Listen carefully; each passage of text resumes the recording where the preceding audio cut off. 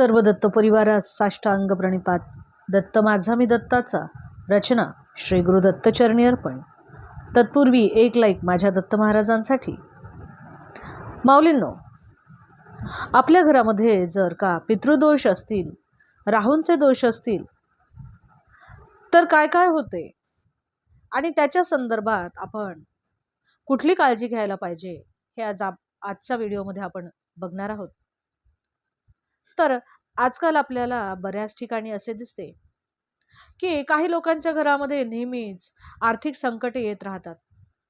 तर याच्या विरुद्ध काही ठिकाणी आपण पाहतो की घरामध्ये सर्व सुखसोयी असतात, सर्व काही मुबलक प्रमाणात असते, तरी सुद्धा त्या घरामधील जे काही व्यक्ती आहेत, जी कोणी लोक राहतात, त्यांच्यामध्ये एक प्रकारची अस्वस्थता असते. घरामध्ये सतत कुठल्या ना कुठल्या कारणावरून भांडणं होत असतात. घरामध्ये सुग्रास पद्धतीचे जेवण तयार असते तरी देखील शांत रीतीने 2 घास खायला देखील मिळत नाहीत. अशा प्रकारे एक ना अनेक प्रकारचे दोष हे त्या घरातील व्यक्तींना छळत असतात. तर माऊलींनो, मनुष्याला कितीही चांगल्या प्रकारचा जरी दूरदृष्टिकोन असला तरी तो एका क्षितिजापर्यंतच सगळ्या गोष्टी पाहू शकतो आणि त्याच्या पलीकडे त्याला काही सुद्धा दिसत नाही. तर जो व्यक्ती जन्माला येतो तो एक ना एक दिवस जाणारच आहे, असा हा आपल्या पृथ्वीचा नियमच आहे, नाही का? आणि जाणारा जो व्यक्ती असतो तो कुठलाही कधीही आपण पाहिले तर मोकळ्या मनाने जातच नाही. त्याची काही ना काहीतरी इच्छाही मागे ठेवूनच तो जात असतो.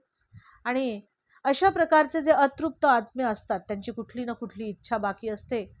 तर ते गेल्यानंतर ते कुणालाही आपली इच्छा बोलूनही दाखवू शकत नाहीत किंवा कुणाला, आपल्या घरातील व्यक्तीला ते कुठल्याही प्रकारचा संकेत सुद्धा देऊ शकत नाही किंवा कुणाच्या स्वप्नात येऊन सांगण्याची त्यांची पात्रता देखील कधी कधी नसते.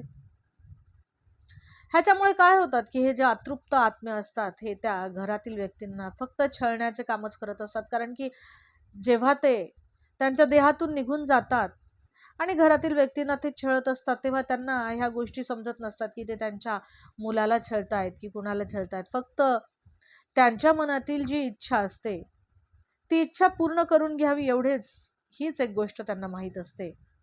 आणि त्यामुळे आपण बघतो की एखाद्या जर घरामध्ये पितृदोष असेल तर त्या पितृदोषामुळे घराणी देखील आपण उद्ध्वस्त झालेली पाहतो, नाही का?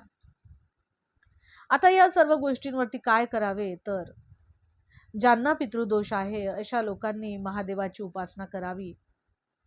आणि आपण महादेवाची उपासना करताना जसजशी आपली उपासना वाढेल तसा तो मनुष्य त्याच्या पितृदोषातून आपोआप हळूहळू त्याची सुटका होईल. जर आपण महादेवाची उपासना केली तर जो काही त्रास, जो काही त्या आत्म्याकडून जो काही त्रास त्या घराला होत असेल तो हळूहळू मोकळा होतो आणि राहूचे दोष देखील हळूहळू निघून जातात. आता महादेवाची उपासना करायची म्हणजे काय करायची? तर आपण सोमवारी उपवास करावा आणि उपवास करून तो प्रदोष काळी सोडावा, रुद्राभिषेक करावा.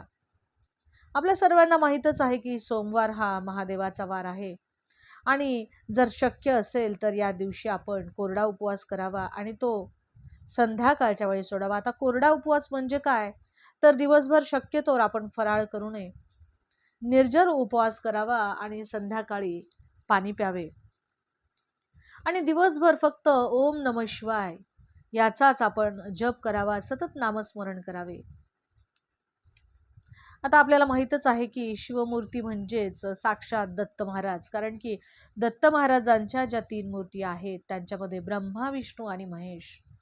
त्यामुळे आपण जर दत्त महाराजांची उपासना केली तर आपण महादेवाचीच उपासना केली आहे असेच आहे, नाही का? तर ज्या घरामध्ये असा पितृदोष आहे, राहुदोष आहे, त्यांनी शुद्ध तुपाचा दिवा त्या ठिकाणी लावावा, रुद्राक्षाची माळ धारण करावी, धूप करावा आणि शक्य असल्यास ज्या दिवशी आपण उपवास धरणार आहोत त्या दिवशी शक्यतोवर आपण कुणालाही स्पर्श करू नये किंवा कुणाचाही स्पर्श आपल्याला आपण करून घेऊ नये. आणि कधी कधी काही कुटुंबाचे आराध्य दैवत हे गणपती देखील आहे. तर अशा प्रकारे ज्यांचे जे दैवत आहे त्यांनी त्याची उपासना करावी.